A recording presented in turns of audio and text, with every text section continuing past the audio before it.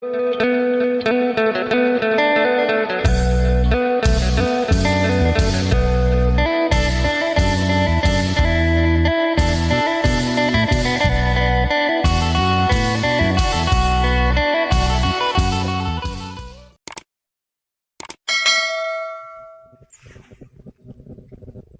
สบายดีและสวัสดีพ่อแม่พี่น้อง FC กันเมื่อสุขูสุคนว่าทางฝั่งลาวทางฝั่งไทยหรือต่างประเทศยินดีต้อนรับเข้าสู่ช่องบ่าวจำม่ำอีกแล้วไปตัดฟืนซอยไม่เท่าคำอยู่ดินใหม่หาแต่มาหาปะเท่าคูณต่อเท่าทานเป็น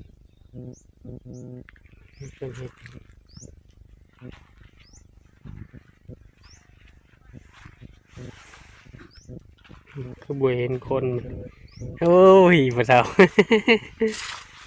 สบายดีปะเท่าแปลง ถ่ายน้ โอ้ถ่ายน้ ำถ่ายแล้วก็บิดกับอันนั้นก็โอ้สักอะไร ำหัว เยอะมากนี่ก็หาไปยางที่ห้องที่บิดเนาะใช้สกอตมันมุ้ย เมื่อเขาสิหาเบิ่งให้สะกดขาวๆหน่อยๆเด้เวลาเขาเขียนถอน้ำประปานะ แน่นอันนี้ในเสกกันได ได้หั่นเดี๋ยวหาเบิ่งให้ นั่นจะแน่นแต่ว่ามันจะลมได้เลยมัน โอ้ ตายมันจะ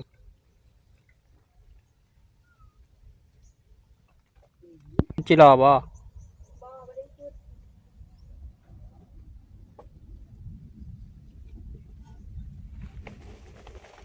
เสกมันเสร็จตลอดปกตลอดหมอปะเท่า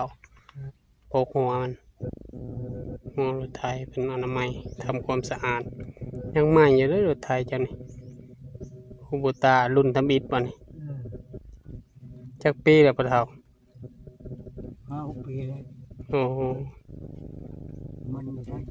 ทนอยู่พ่อเล่นบ่ขวดทานเราถ่ายแต่ใหม่หมด มันนั่นแหละมือใหม่ควัดมือ โดย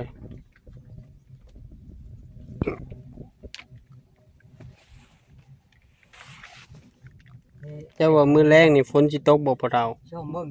บ่ได้แดดมืดมือ มันเคยตกได้ชอบเบิ่ง โดย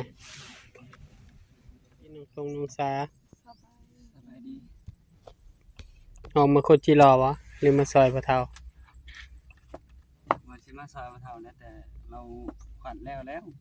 อ๋อ มื้อนี้เฮาส่วนอันนั้นส่วนขี้เหงื่ออยู่ทั้งขี้เหงื่อนะมันฝนตกใส่มันจูดบ่ได้เฮาก็ส่วนไปถิ่มนั่นเลย อ๋อ มันหลายเกินแหละ โดย ไปถิ่มอยู่แจ้ปลามันแหละ อ่า ถิ่ม ทานกินข้าวกับหยังตอนแรง กินเดี๋ยวดีกว่า นี่แหละเขาปลูกขึ้นจังหวัดนี้ก็มี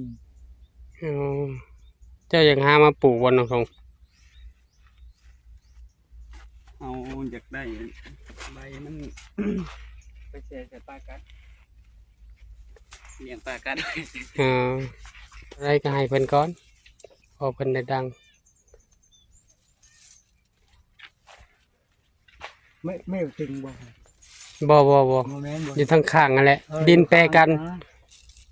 กับบันเฮือนระเบาตึง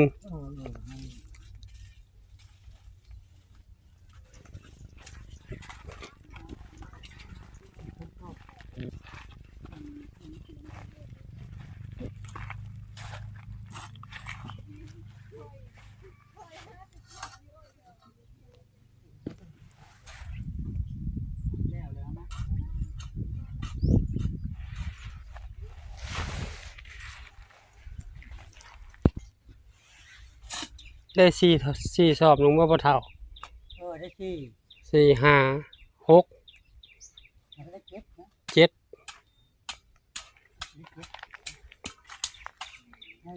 ะ 7 ถ้าจะเปลี่ยนใหม่แล้วบอกเด้อเฮาสิมาส่วนอันนี้ซอยเด้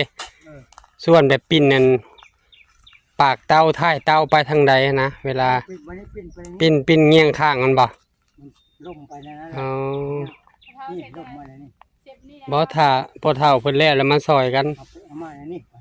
เปลี่ยนใหม่ อ๋อสิเอาหัวมันอยู่พี่แล้วสิเอาคนไปทางพุ่น แม่นอ้ายสิไปตัดพื้นนำพอเฒ่าแล้วบัดนี้เพออ้ายสิเผาถ่านคือกัน สิพาทานเห็นบ่จ้ะ แม่นเผาอยู่ในเฮือนน่ะนะทางข้างเฮือนถ้าเพิ่นแล้วเพิ่นแล้วไปตัดนํกันแล้วก็ จ้าส่วน ใส่น้ำมัน แต่ใส่ไปทางแค่นี้ได้มันยังบ่ได้ใหม่นะ ไม้ใหญ่สมมติได้อย่าง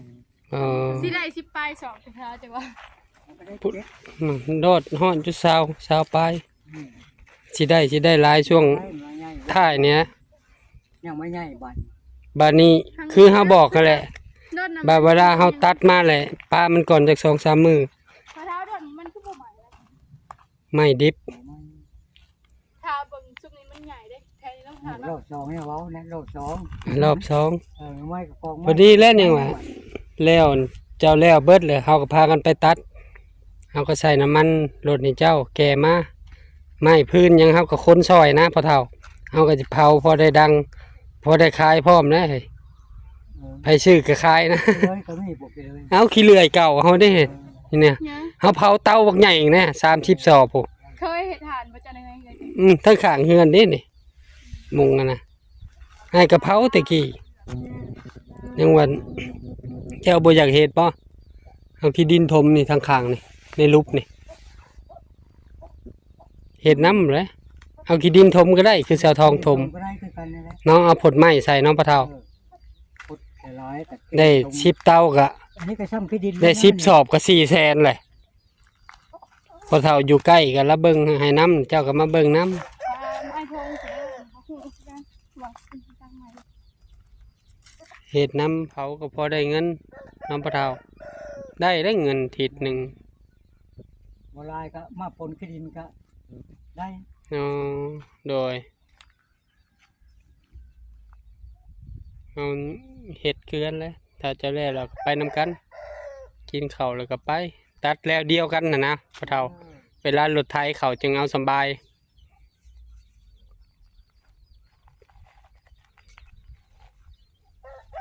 ไม้ก็เขาโลกซองนี่ก็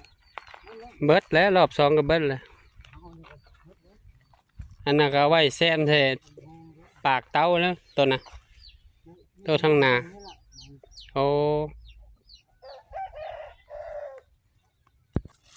จูดไปน้ำมะพร้าว พูดเลยเห็นอันใหม่นี่ อนามัยน้ำจูดไปน้ำแหนแปน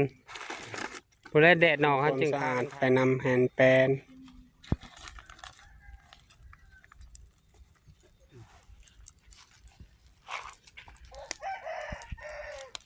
พยายามก็ไปยื้อก็มด แมน ยังไม้โปอได้ โอ้เทิงรถไถเทิงม็อกนี่ลายบันไดแต่เก่าพะเรา 70,000 70,000ถือว่าบริเปลี่ยนเลยมันบ่ใหม่ ไปเลยจะไปได้ โอ้ทนอะไรใหม่ ทนอยู่ได้ไม้โปอ โดย ไม้โปออ่อนฮะบัดนั่นก็โอ้แข็งได้ ทนไปมอดบ่กินมอดบ่กิน บ่กินแล้วโอ้ถ้ามันกินมันก็หมดแล้ว โดย ไม่ย่างหมดแล้ว โอ้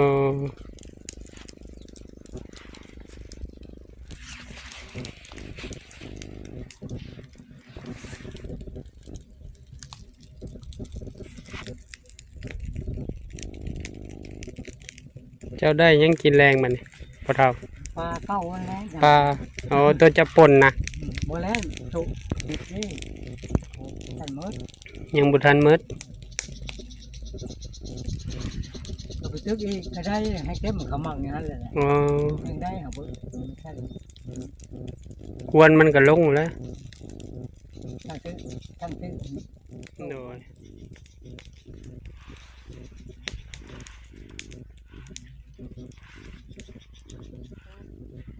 โอเคพ่อแม่พี่น้องมาวันนี้บ่าวจะมั่มก็ขอบุญขอบคุณพ่อแม่พี่ทุกท่าน ที่เบิ่งคลิปบ่าวจะมั่มแต่ต้นจนจบโดยบ่ข้ามโฆษณา เพื่อเป็นกำลังใจให้พ่อเฒ่า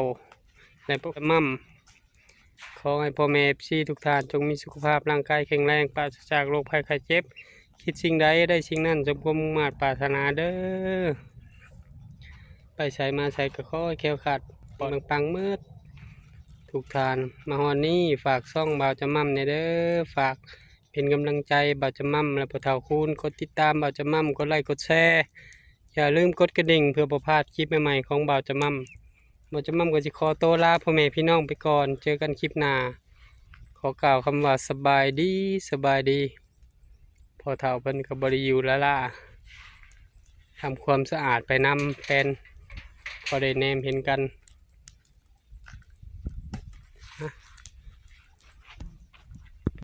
เป็นกำลังใจพอเฒ่าในเด้อพ่อแม่ซีทุกท่านจะมั่มก็จะไปหับลูกก่อนเนาะ